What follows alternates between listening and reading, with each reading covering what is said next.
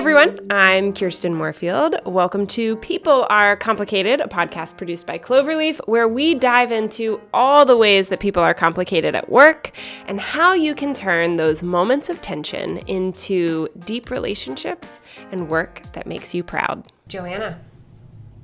Kirsten, this is exciting. I am excited to be talking to you on our podcast. Everybody, this is Joanna. I always want to call you Joanna Gaines. Did you know this?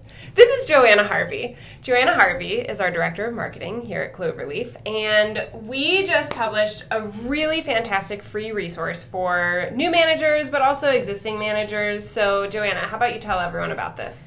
So we were inspired by new managers who were taking over teams for the very first time. It's really a huge transition to move from individual contributor to all of a sudden you're in charge of an entire team. And people do this at various points in their careers. Sometimes they get the opportunity really early in their career, like I did, and I'll talk about my experience with that, or they do it later on in their career. But there's still a big transition that happens during that moment in time. So we created this resource, this playbook, specifically addressing people who are brand new to a management role. Great. Why do you think that's important when you're new to a management role to have this resource? I think so often people are not adequately prepared for a team management role. So in my case, I was fresh out of college. I was a manager with Walmart. I was suddenly tasked with opening a new division within a store. How old do you think you were? I was 22. Oh my gosh. 22. Here, I had to go hire, train, onboard a team, get an entire store set up, my own little department within the store. And really had no resources to adequately know how to hire people, talk to people, coach people, lead people. Nothing, right? I did a couple of, I think, online courses, and that was it. And I had no real mentor in that situation either. And so thinking back to my own experience of becoming a manager, a team manager at that moment in my career, I really could have used a resource like what we've put together here. And so there's a lot of heart and soul and passion put into this particular playbook that we've created. It's very personal to you. What do you think are some of the pains that came from not being adequately prepared for that role? Oh, goodness. Let's talk about the fact that I didn't know how to manage conflict within my team. Especially new team, hiring all new people. They've never worked together before. And so we'll talk and do a deep dive more into conflict, how to coach people toward their best performance and doing what we wanted them to do versus just, okay, here's the checklist of all of the things that you need to get done today, walk away and then check back in with them to make sure that they got done, right? That's more managerial and not actually leadership. And so it was also a big challenge for me around that. I remember, I don't think I had, a conscious expectation of this, but I just remember when I got to, the professional world, I was so surprised that people don't just do their checklist, or that sometimes there isn't even a clear checklist, or that people do bring emotions to work and get frustrated with each other and there can be conflict. I think I just unconsciously assumed grown-ups in the professional world just have it together, do what they're supposed to do, and get along while doing it. But it turns out people are complicated, and that's just not the case. And so that introduces specific challenges to those who then lead people to do, not only to hopefully have a good experience, but also be really effective in their work. And so, cool. I'm really excited about this. This is going to be a great topic to talk about, and so I'm excited to share this series with everyone. Is there anything else you can give as a preview, as kind of a hook for people to understand, what are the episodes that are going to be coming out? What topics will we cover? So there are so many topics that we cover in this playbook. We talk about what coaching means versus management and what that looks like. We talk about how to work through conflict. We talk about how to have difficult conversations. We talk about leading through change and uncertainty. So there are so many different leading virtual teams. Oh my goodness. Yeah, everyone's talking about how to lead a virtual team, but we'll talk about real engagement around that as well. Yeah, that's a good one. Another one of my favorites that I know we're going to be talking about is active listening. Yes. It's a learned skill. It's not a easy, natural thing to do. And that's actually one of the things I've heard you talk about, Joanna, is that in general, leadership, management, they're not intuitive. They're actually learned skills. Exactly. And so that's why we created the playbook the way that we did, to help people learn these skills and then to actively practice them with their team. So yes, because you have to actually put it into practice, yes. and then learn by how it goes and adjust over time. I think what's so interesting about your specific example, Joanna, is you were 22. So you didn't even have examples of people who had managed you for the past 5-10 years before you were thrown into that situation. I had kind of a similar example. I was 25. And so I had like 2-3 more years than you. But I just remember I specifically was always the person who was like watching the boss and being like, I could do that better. Mm-hmm. Oh, why did he say that? Oh, why isn't he thinking about this?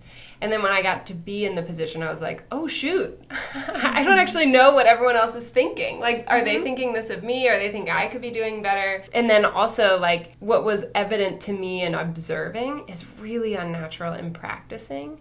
And then another thing that you've called out is that, like, maybe you took a couple of like online courses.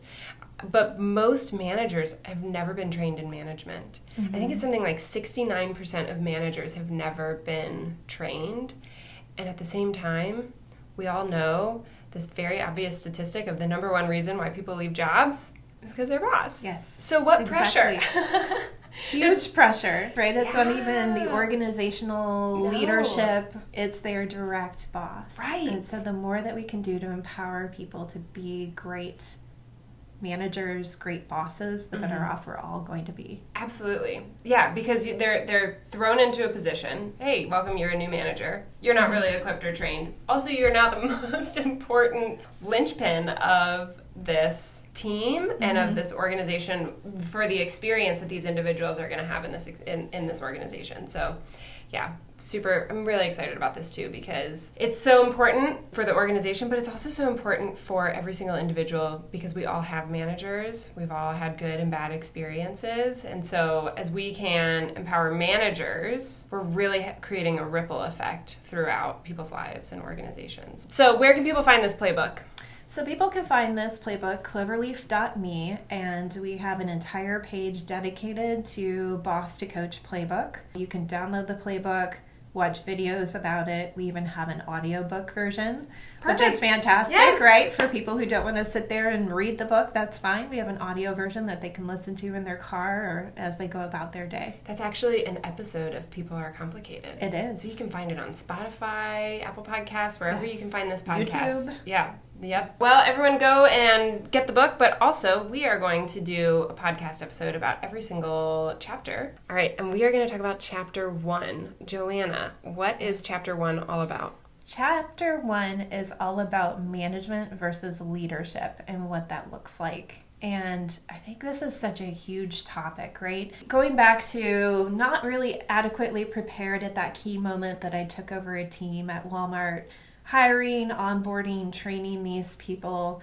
I did a couple of online courses. I did study management in undergrad, a couple courses, but not all that helpful, because a lot of those just really focused on holding people accountable, creating task lists, making sure that you create the right expectations, but doesn't necessarily talk about how to set the vision with people around what you're trying to accomplish and giving them the freedom to be able to do some of that work and figure that out on their own.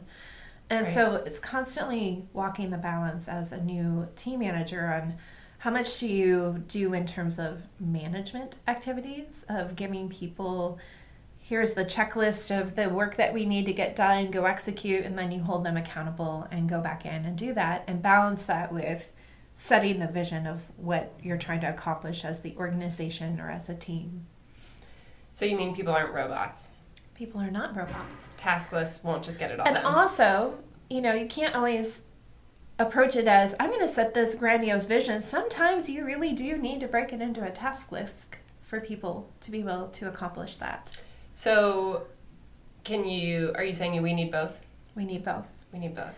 And the finer point of team management and leadership is understanding how to balance the two of those. And that's where coaching comes in, is really understanding when to help create the task lists, and when to set more of a vision and allow people to approach the work however that needs to be done, or talking to them and understanding how to guide them in that moment and what support looks like for them.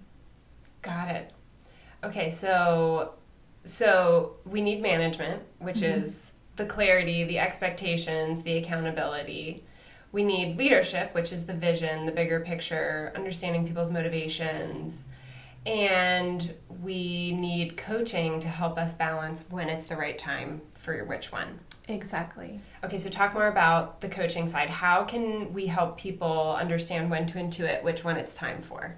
One of that is a finder moment, right? And learning what works best for your people and knowing each person individually too. And there are people on my team even today that they're newer to the organization. So we're doing more lists and tasks. I don't want to say completely task. I'm also giving them the broader vision of what we're trying to do, but also breaking the work down a little bit more for them in this moment, because I want them to feel successful as they're coming on board for the first time and understanding how they can contribute to the work that we're doing. And so I do more of that up front with some of our newer team members, and then with others it's setting more of the vision and the groundwork on this is where we're headed, help me frame out what the work needs to look like and what we need to accomplish to get there.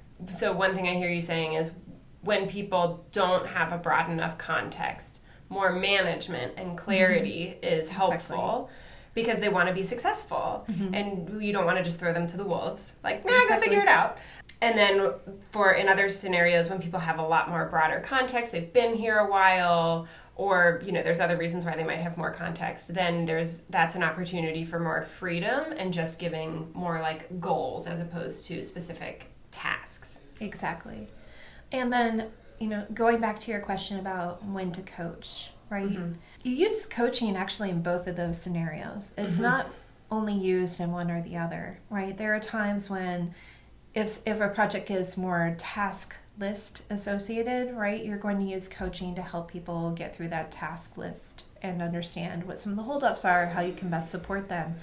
A lot of the same conversations that you can have when you approach it more from a vision setting perspective. And here's what we're trying to accomplish, right? We need to figure out a content plan for this target customer as we move forward into 2023. So that might be a broader vision setting. Okay, how can I best support you as we figure out what we want that content vision to look like? And so you can have coaching conversations in both. And I think it's important to have those real coaching conversations to help guide people and to help them feel supported. Yeah, awesome. Joanna, what is coaching? I think that's a great question. Everyone's going to have a little bit different definition. Well, let's talk about it in the context of this book, right? So what is the coaching? How do people know if they're coaching? What are the behaviors of coaching? Like, what is coaching for a boss? So how we define it in this book is enabling real conversations between team manager and their direct reports that talk about things that are, how do you feel supported? What kind of support do you need? How do you think that we could approach this together? So problem solving together. And so that's something that we talk about in this book. We also have some great supplemental materials that we have put out, particularly in trade shows, conferences, when we meet people, when they become new clients of Cloverleaf. We like to send a little care package that includes our conversation cards that really help new managers and even existing team managers to have those real coaching conversations with their people. So I've got an example of a coaching conversation. So I actually just had it this morning. So we were talking about goals. We set, Q4 goals through our OKR system here at Cloverleaf. And I was talking with one of our product managers, and we had kind of set this big goal, and I talked to him about, like, hey, what are the challenges we're facing here, and what are we seeing here? And we both then, like, kind of stepped back, because I thought that, like, the goal was not really the right place for us to be focusing. But if I just came in and I was like, hey, that's the wrong goal, change it to this, like, well, then there's no ownership. Like, there's no buy-in from him of, like, oh, that's exactly what we should do. Like, then there's just kind of, like, Kirsten came in and pooped all over my idea, right?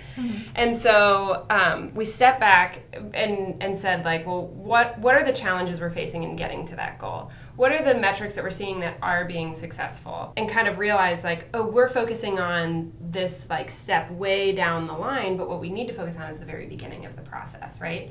And so we moved the goal, like, 10 steps earlier and created a lot of clarity and vision. And so I hope that example is helpful in just showing, like, coaching conversations can be prompted when you see something that's a little bit off, and you can't just, like, come in and say, just do it this way. Right. And it's about asking questions, and it's about guiding. And also in that conversation, I learned new things. That if I had come in and said, hey, this goal is wrong, change it to this, what I would have said would have been the wrong goal. Like, we arrived at the better decision together because I had things to learn, but I also had perspective to give that I didn't want to just dive in and dump on him. I wanted us to have a two-way conversation about it.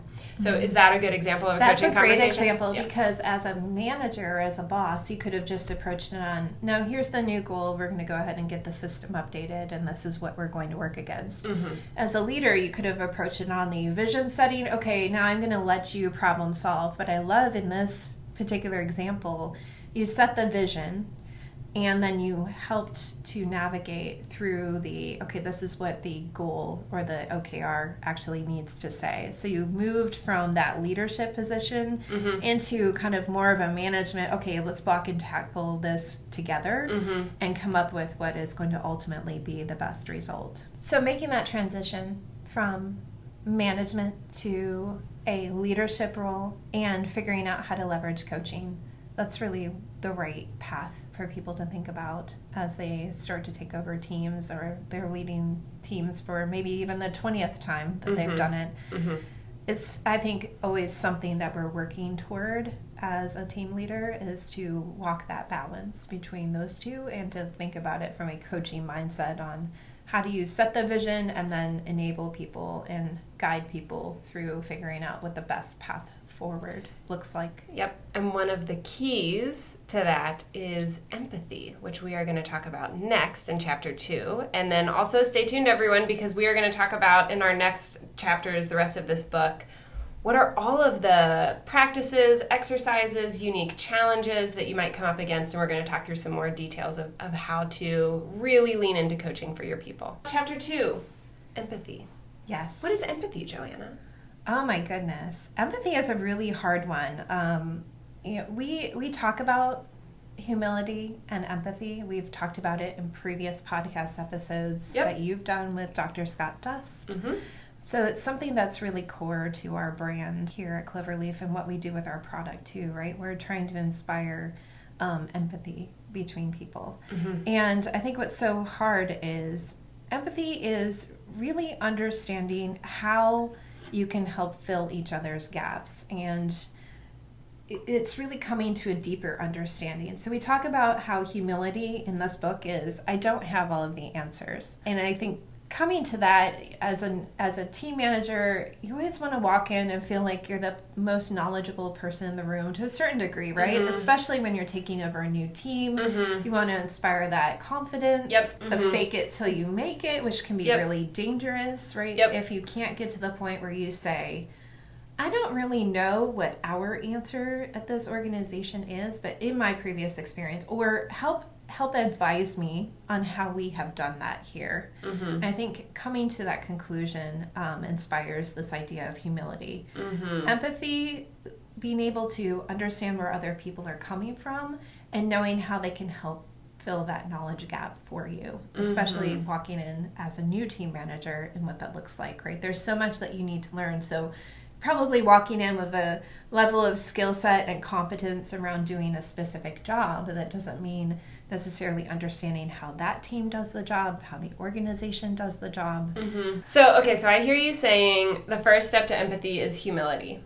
Yes. And I think that's challenging, especially for new managers, because we can feel the pressure of, oh, somebody asked a question, I need to tell them the answer. And you're saying, no, free yourself from that pressure and embrace that one of the best things is knowing when you don't know and being able to say, I don't have that answer. Yes. Let's discover that together. Discover it together, and also being proactive and reaching out and knowing who the right people on the team are to help inform. And, one of the best things I love about Cloverleaf, coming in as a new manager with Cloverleaf, I had a little bit of an existing team when I walked in the door. It was great to be able to go into Cloverleaf's dashboard, the team dashboard, and look at the strengths of the people on my team and know where I fit in with those strengths and what I could leverage them for.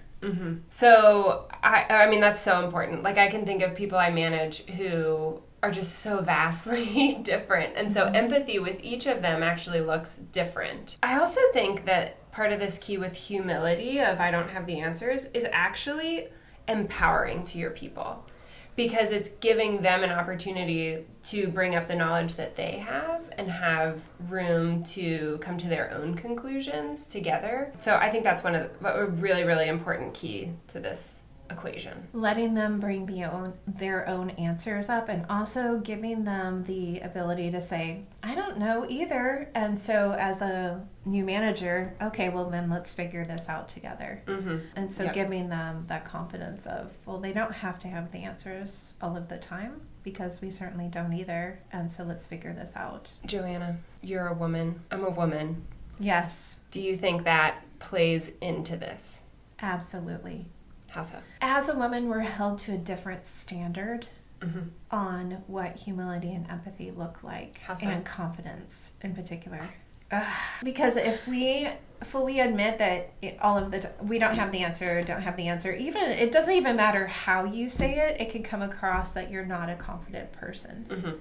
And is this person actually able to lead our team? Yep. And so you have to walk that really fine balance of humility, let's figure out the answers together, and still instilling, I've got this under control, our team is headed in the right direction. Yeah. So you and I have talked about this a good bit before, off the microphone. And actually, Dr. Dust and I did an episode of the 11 differences in the workplace, and we specifically dug into gender with humility and confidence. We'll link that in the show notes because it's fascinating. It's 10 short minutes, super interesting, chock full of studies that do actually show if women show confidence, we're dinged for it. We're seen as aggressive. Whereas if men show confidence, they're given bonus points, right? If men show humility, they're given bonus points. If women show humility, we are dinged for that too. Sounds like we don't know what we're doing and that we're just not able to take on the team in the way that we were expected to. Yeah. Right. And one of the things you and I have talked about with this, Joanna, is that you've actually experienced this a lot more than I have in your career, and different workplaces, different cultures actually can either make this true, where, confidence or humility as a woman is dinged, or other workplaces are just not built that way, where it's more like women can just be the same as men, right? So what advice do you have for women who might be in a culture where they are kind of dinged both ways on this topic? I think when I've run into this situation before, and there's one particular manager or boss that I can think of where it became really apparent that I was going to struggle as a female leader working for him. And of course, I was the only female leader at the company too. Oh gosh, wow. So it makes it even more difficult, right? Because I feel like at that point, the pressure, and I was the first female leader that they had at the company. So it's the first and the only female leader. Okay. And so that puts a different level of pressure, right? Because then I feel like I'm the proxy for how they're going to judge moving forward. It was a really, really big challenge. And also just trying to have those really honest conversations with who I was reporting to as the CEO at that moment in time became even more challenging. And so if I approached anything that was an honest, forthright type of conversation, I was seen as being emotional in that moment. Oh. And was specifically told you have a very emotional response when we talk about these types of things. Okay. Which is a trigger word. Okay, so for everyone listening, you, Joanna, are like the steadiest leader on our team. So that is funny to me for someone to call you emotional, because you are like easy, even keeled. Yes, I am very even keeled, very calm. In fact, my husband will love to hear this, that, because he gets the crazy at home sometimes, that at work I'm very calm and very calm. Professional. And so when those are trigger words. Oh gosh. And it's hard to not react in that moment. Yeah. And totally. so, I kept calm, straightforward. Okay, this is how he's feeling. I'm reacting. And I don't think I am, because I'm asking questions and trying to trying to ask questions and understand why we're headed in the direction that we are. Right. I'm now being told that I'm being emotional in my response. So we take a pause, and then we came back to that conversation later as a one-on-one on, okay, what triggered that? What did you see happening in that moment in time? And how can we move forward together, knowing that we're not headed down a good path at this moment in time? Okay, so you actually, in that scenario, when you could tell that you were kind of being dinged as a woman, right? You just probably politically correctly, found a way to end the conversation, and then later brought up a conversation about how the conversation was going. Not about what you were talking about, but hey, let's talk about our relationship and how we're working together. With this particular person, I couldn't approach it from let's talk about a relationship. Because that would sound like an emotional woman. That would be an emotional woman, and also just what I knew about his personality, that wasn't going to be a way to get a real conversation going with him. Okay, so how did you do it? And so I mapped out talking points, and we went back. I said, when we were talking through this and I reacted this way, and so I called out how I reacted, which in the words that I said in that moment of, okay, I don't think this will work because XYZ. I said, how could we have that conversation in a more fruitful way that we can come to a better resolution? And so let's talk about that. But I couldn't call out the fact that there was... Yeah, totally. That is a really... I couldn't say, let's work through our relationship. No, you can't. That would not work with this particular individual. You are totally right. You can't do that. Yeah, I get that. Gosh, yeah, it's so interesting, the sticky scenarios women in particular can find themselves in. So I thankfully haven't had those situations, and I think a lot of that has to do with I did have good male leader. I actually was the first woman leader in a previous company as well, but I think my boss was really great at backing me up. I do think that there were some, cultural things in the company that made it so that it wasn't going to be a good long-term situation for myself, which I think weren't just gender related, so ultimately I'm not there anymore.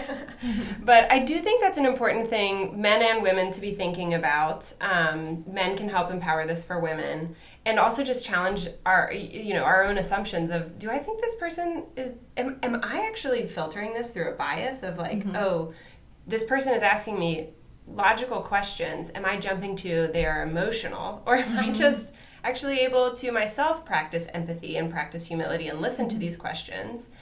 And then, I think also as women, so in some scenarios, unfortunately, we need to watch that.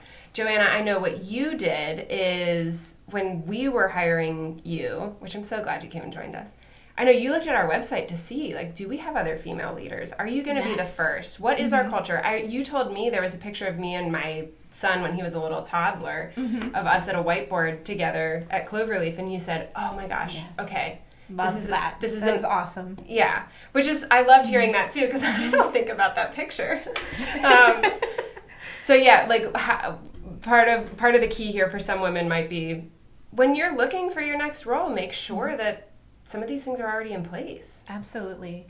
And that was definitely, I did scope out the website. I saw the picture with your son and I went, so there's permission to not only be a female leader here, but to embrace everything that we have going on in our lives, which for you and I is both family. We both have children that we're raising as we're trying to be successful businesswomen. And so that was really, really important to me. And exactly that. And then it was great when I joined Cloverleaf, and I would sit, especially on our all-team calls, and people had their babies on their laps, and kids were in the background. And it wasn't in this form of chaos, right? It wasn't necessarily chaotic and people have dogs barking. It's just, right, normal work from home life. But it was nice to feel like Cloverleaf really embraced that as our organization, as our company culture, that we do think about our people beyond just the work that they do. Yep. And it's okay if your kid is sick from school or you got a baby, you're not going to necessarily send it off to the sitter. It's okay that they're on the conference call with us today. It's fine. And it's not a distraction. It's life, just acceptable in its life, right? And it's another part of empathy. It's showing like we're whole humans. It's okay to be whole humans. And I understand that everyone listening to this might be like, that would be unacceptable in my workplace. But there are things that we can do, especially managers, but even non-managers. Like there are things we can do to nudge and influence our culture towards a place of empathy where the whole person is safe here. Exactly. All right, Joanna, this has been so fun. We're going to close out this episode on empathy, and next time we are going to go into chapter 3, which is building trust. Stay tuned, everyone. Stay tuned.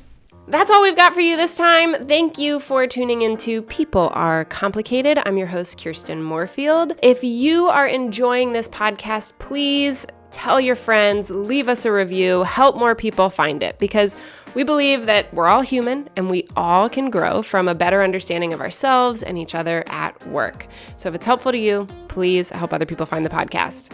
Tune in next time as we dig more into the tensions we all experience at work and how those moments can guide us to actually having better relationships at work and doing more impactful work that we're actually proud of. We believe that every team can love working together, including your team. So go to cloverleaf.me to sign up for a free trial where you can have unlimited teammates, take free personality assessments, and see how those assessments turn into daily coaching nudges in your inbox to transform the way you work. Thanks, everyone.